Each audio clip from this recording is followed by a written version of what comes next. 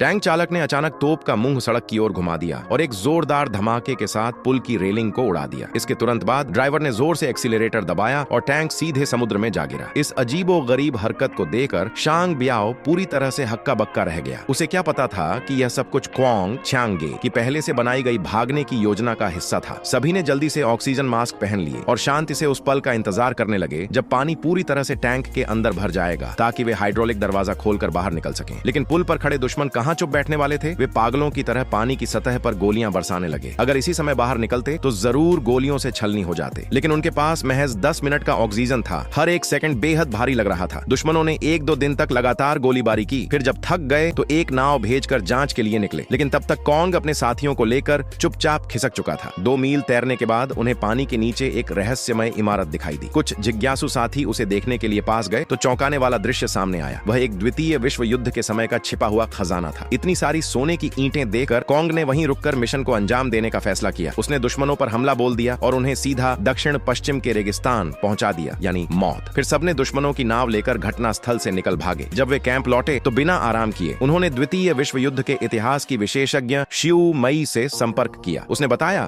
कि युद्ध हारने के बाद नाजी अधिकारियों ने भारी मात्रा में सोना छिपाने की कोशिश की थी। रूसी सेना की एक छोटी टुकड़ी ने उन्हें रोकने के लिए ब्लू रिवर डैम को उड़ा दिया था। इससे एक पूरा गांव पानी में समा गया और वह सारा सोना भी उसी के साथ नदी की गहराई में चला गया। ये सुनते ही कॉन्ग बहुत खुश हुआ और सभी साथियों को इकट्ठा कर बड़ा फैसला लिया। उन्हें यह खजाना हर हाल में हासिल करना है। एक अंधेरी रात में वे उस जगह पर पैराशूट से उतरे जहां सोना मौजूद था और सिग्नल डिवाइस की मदद से जल्दी ही खजाने का स्थान खोज निकाला। जैसे ही उन्होंने लकड़ी के बक्से खोले, हर कोई स्तब्ध रह गया। दर्जनों टन सोना पहाड़ की तरह जमा था, जिसकी चमक आंखों को चौंधिया रही थी। वे जल्दी से सोने को पैक करने लगे और उसे फ्लोटिंग डिवाइस से सतह पर भेजने लगे। लेकिन तभी दुश्मन की गश्ती नौका वहां पहुंच गई। पानी के नीचे कुछ हलचल देकर शांग ब्याओ ने सैनिकों को जांच के लिए भेजा। जैसे ही सैनिक नीचे पहुंचे, उनकी टक्कर कॉन्ग की टीम से हो गई। बात बड़ी नहीं, सीधा लड़ाई शुरू हो गई। लेकिन अनुभवी स्पेशल फोर्स के सामने दुश्मन के ये लोग कुछ नहीं थे। पलक झपकते ही सब निपटा दिए गए। मगर इस झगड़े में काफी वक्त बर्बाद हो गया